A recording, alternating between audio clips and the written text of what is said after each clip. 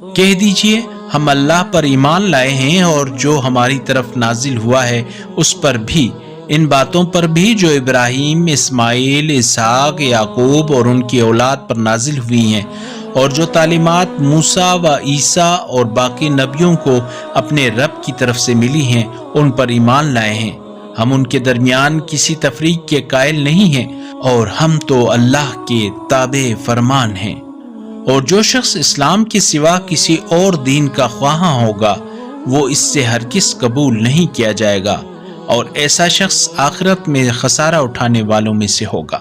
اللہ کیوں کر اس قوم کو ہدایت کرے جو ایمان لانے کے بعد کافر ہو گئی ہے، حالانکہ وہ گواہی دے چکے تھے کہ یہ رسول برحق ہے، اور ساتھ ہی ان کے پاس روشن دلائل بھی آ گئے تھے۔